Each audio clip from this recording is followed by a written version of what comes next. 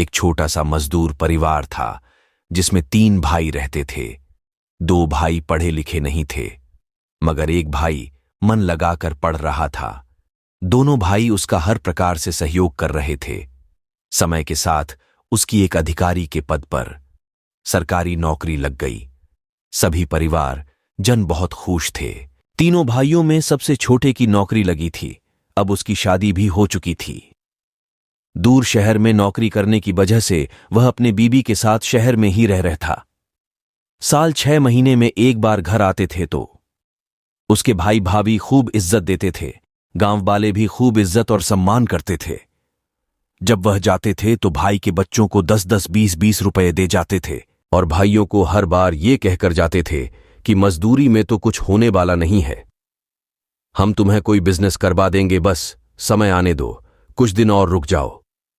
समय बीतता गया। छोटी सी जगह में अपना हिस्सा बंटवा लिया और घर बनवा लिया। जब भी आते अपने घर में ही रहते थे और ताला लगाकर चले जाते थे।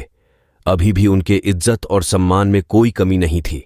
गांव के लोग जब भी मिलते तो साहब नमस्ते, चाचा नमस्ते, भैया नमस्ते, लल्ला नमस्ते। आज भी खूब इज्जत और सम्मान था उनका। समय बीतता गया, इज्जत थोड़ी कम हुई गांव में। एक दिन वो आया जब वो रिटायर होकर अपने गांव में रहने लगे। लोग धीरे धीरे लोग नमस्ते करना कम करने लगे और मुंह छिपाकर लोग सामने से निकल जाते थे। साहब को अब कुछ अच्छा नहीं लग रहा था।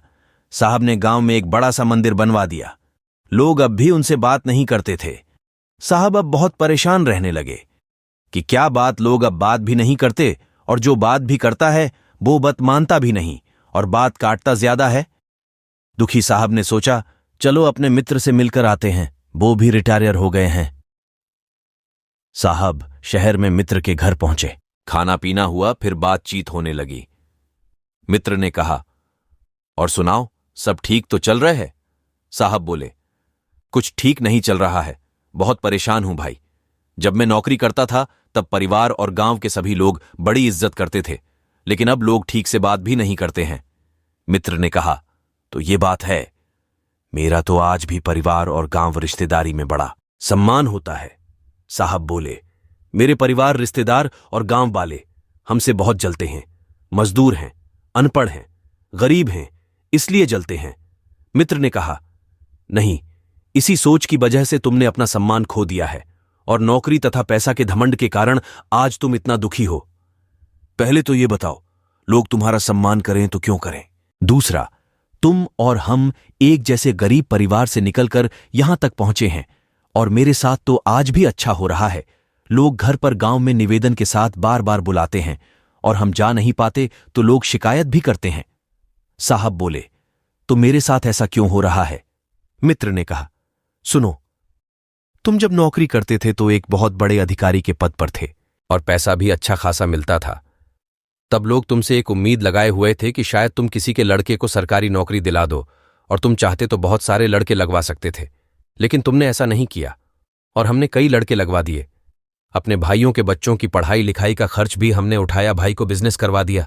क्या तुमने ऐसा किया नहीं किया होगा? मेरे पास रिटायर के बाद का पैसा और पेंशन है और तुम्हारे पास आज बहुत अधिक पैसा है। तुमने रिटायर के बाद मंदिर बनवाया और हमने गांव में स्कूल बनवाया। मैं अंत तक लोगों के काम आऊंगा, मैंने सम्मान कमाया है और तुम सम्मान छीन रहे हो। आपको पता है, हम जैसा देते हैं वैसा ही मेरे पास वापस आता है। अगर तुम्हें अपना सम्मान वापस चाहिए तो गांव में जाकर एक स्कूल बनवा दो जिसकी फीस बहुत कम होनी चाहिए, जिससे अपने सभी गरीब, सगे संबंधी और समाज के व्यक्तियों के बच्चों को सस्ती और अच्छी शिक्षा मिल सके। फिर कहना आके हमसे। साहब ने कहा, ऐसा ही करूंगा, और साहब ने वैसा ही किया। स्कूल बनना शुरू हुआ ही था और वही पहले जैसा आदर और सम्मान वापस आने लगा था। साहब अब बहुत खुश थे। सोचा मित्र को एक बार मिलकर आते हैं, तभी खबर आई उनकी मृत्यु हो गई। जाकर देखा तो खूब जोर जोर से रोने लगे, क्योंकि वहां उम्मीद से भी ज्यादा भीड़ थी और ऐसी एक भी आंख नहीं थी जो गीली न हो।